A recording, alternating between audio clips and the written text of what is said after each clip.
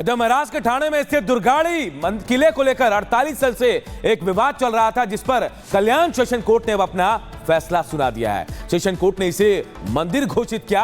क्या कुछ कहा और इस किले का क्या इतिहास है, ये इस रिपोर्ट के जरिए आपको बताते हैं।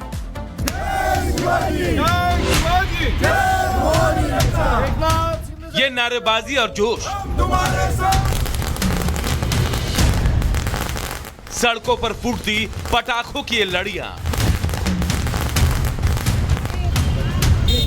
खुशियों में एक दूसरे को मिठाई खिलाते ये लोग।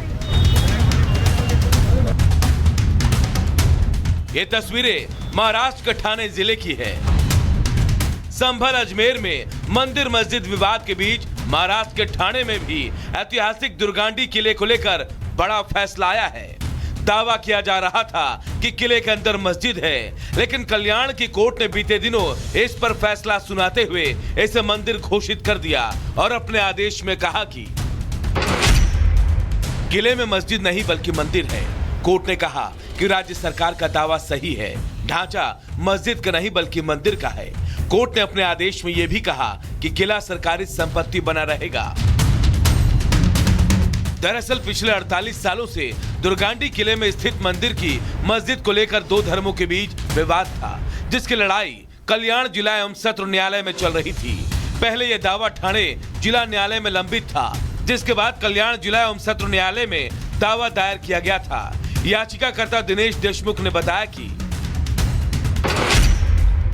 1971 में ठाणे जिला कलेक्टर ने घोषित किया था कि दुर्गांडी किले में एक मंदिर है। इसके बाद इस जगह को मंदिर की मस्जिद बताने के लिए जांच की अर्जी दायर की गई। इस दावे में एडवोकेट भाऊ साहब मोदक ने केस की पैरवी की थी। मस्जिद में खिड़कियां नहीं है, यहाँ मंदिर की खिड़कियां हैं। यहाँ मूर्तियों को रखने के लिए एक मंदिर है, इसलिए सरकार ने घोषित किया था कि इस जगह पर एक मंदिर है। वहीं 1975-76 में मुस्लिम समुदाय की ओर से ठाणे जिला न्यायालय में अर्जी दाखिल की गई थी कि दुर्गांडी किला मंदिर नहीं मस्जिद है। इसके बाद 2 साल तक ये दावा चलता रहा। इसके बाद दावा कल्याण जिला एवं सत्र न्यायालय में स्थानांतरित कर दिया गया। कुछ साल बाद एक मुस्लिम संगठन ने दावा किया कि ये वक्फ संपत्ति है। इस पर कोर्ट में दोबारा सुनवाई हुई। न्यायालय ने इस मांग को खारिज कर दिया और सरकार के पहले के फैसले को स्वीकार करते हुए कहा कि दुर्गांडी किले पर मंदिर है।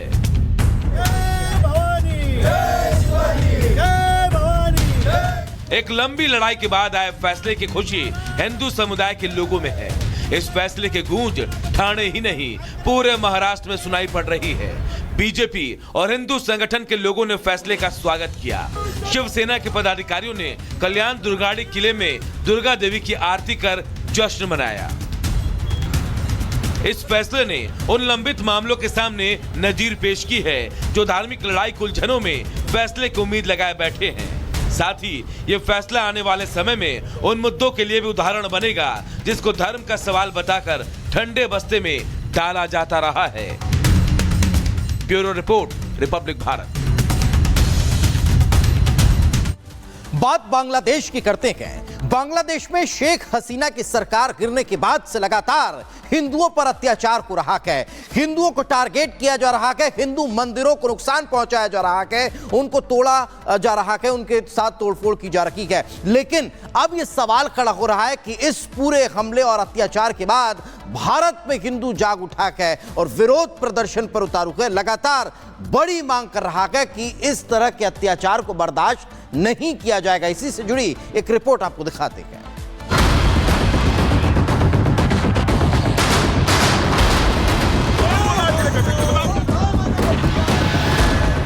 बांग्लादेश में हो रहे हिंदुओं पर अत्याचार और मानवाधिकार उल्लंघन के खिलाफ देश भर में प्रदर्शन जारी है। नाराज हिंदू संगठनों ने सड़क पर उतरकर आवाज उठाई और बांग्लादेश में अल्पसंख्यकों पर हो रही हिंसा को रोकने की मांग की। चाहे बात राजधानी दिल्ली की हो या उत्तर प्रदेश की, जम्मू से लेकर कर्नाटक तक लोगों में भारी आक्रोश है। मुंबई, बिहार, असम, पश्चिम बंगाल, मध्य प्रदेश, राजस्थान और गुजरात में लोग रैलियां निकाल रहे हैं। ये तस्वीरें अलग अलग शहरों की हैं, लेकिन यहाँ हिंदू संगठन की मांग एक ही है कि बस अब बहुत हुआ। हिंदुओं पर अत्याचार बंद होना चाहिए। मैं चाहूंगा बंगाल सरकार से कि वे अल्पसंख्यकों की सुरक्षा का इंतजाम करें और जिनको बंद किया गया उनको रिहा करें, और जिन लोगों को निर्दोष फंसाया जा रहा है या मारा जा रहा है, ये हत्याएं बंद होनी चाहिए, ये गंदगी बंद होनी चाहिए। दिल्ली के बांग्लादेश हाई कमीशन के बाहर की ये तस्वीरें देखिए, जहां संगठनों ने प्रदर्शन और नारेबाजी की, जिसका नेतृत्व साध्वी रितंबरा ज्योति ने किया। इस दौरान इस्कॉन के सदस्यों ने भी कीर्तन करते हुए विरोध मार्च निकाला और हिंदुओं समेत चिन्मय दास पर हो रहे अत्याचारों पर एक्शन की मांग रखी। अत्याचार बंद होना चाहिए, महिलाओं की सुरक्षा निश्चित होनी चाहिए और जो संतों का उत्पीड़न हो रहा है वो बंद होना चाहिए। सरकार से हमारा निवेदन है कि वो बांग्लादेश पर दबाव बनाए ताकि वहाँ हिंदू सुरक्षित हों। अत्याचारों पर सज्जनों का मौन होना वो भी बहुत बुरी बात है। हम चाहेंगे भारत का मुस्लिम समाज भी मुखर होकर बांग्लादेश के हिंदू समाज पर हो रहे अत्याचार का विरोध करे। अब बात कोलकाता की, जहां एक अस्पताल में बांग्लादेशी मरीजों का इलाज नहीं करने का फैसला लिया गया है। उनका कहना है कि बांग्लादेश में तिरंगे का अपमान हो रहा है। तो वहीं यूपी की राजधानी लखनऊ में जन आक्रोश मार्च की तैयारी है। यहाँ प्रदर्शनकारी बांग्लादेश में हिंदुओं पर हो रहे हिंसक हमलों और अत्याचारों के खिलाफ विरोध जताएंगे।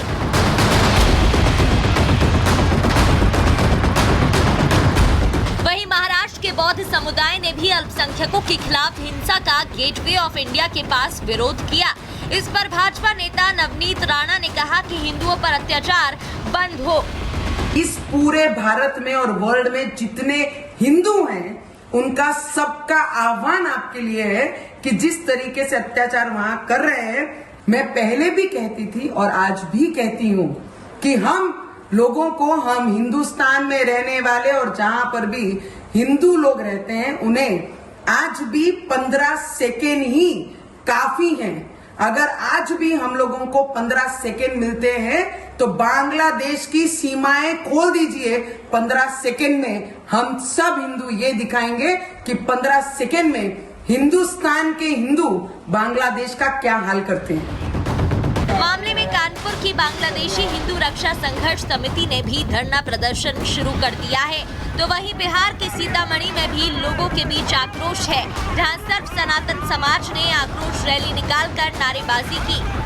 हिंदुओं पर हो रहे अत्याचार के खिलाफ आज सनातनियों हिंदुओं का विशाल जुलूस सीतामढ़ी में निकाला जा रहा है, जिसमें सरकार पर दबाव दिया जाएगा कि बांग्लादेश में हो रहे हिंदुओं पर अत्याचार के खिलाफ वहां पर आवाज उठावे, हिंदुओं की रक्षा करे, हिंदुओं की जान माल की रक्षा करे, हिंदुओं के बहु बेटियों की रक्षा करे, हिंदुओं के मंदिरों की रक्षा करे, मकानों की रक्षा करे। इसलिए आप लोग से अनुरोध है कि सभी पत्रकार बंधुओं के द्वारा जब मैसेज जाए सरकार के पास कि बांग्लादेश में हो रहे हिंदुओं पर अत्याचार के खिलाफ हम लोग एकजुट है। भारत बैनर तले ये जो आक्रोश रैली मार्च निकाले जाए, इससे हम लोग बंगाल सरकार को आगाह कर रहे हैं कि आप सनातन धर्म पर प्रहार करना बंद करें और हिंदुओं पे जो हो रही है अत्याचार उसको आप अविलंब बंद करें, नहीं तो हम लोग एक मुहिम के माध्यम से, हस्ताक्षर अभियान के माध्यम से महामहिम राष्ट्रपति जी को आगाह कर रहे हैं कि हिंदुओं पे जो बांग्लादेश में अत्याचार हो रहा है, आप राष्ट्रपति शासन लागू करें और वहाँ अत्याचार बंद करें। बता दें कि बांग्लादेश की 17 करोड़ आबादी में करीब 8% ही हिंदू है और शेख हसीना की सरकार के गिरने के बाद से यहाँ 50 से ज्यादा जिलों में हिंदुओं पर 200 से ज्यादा हिंसक हमले हो चुके हैं, जिस पर न सिर्फ नाराजगी हिंदुस्तान में है बल्कि दुनिया के अलग अलग देशों में भी है। सवाल है कि कब तक यूनुस सरकार के नाक के नीचे हिंदुओं को निशाना बनाया जाएगा। Bureau report, Republic Bharat.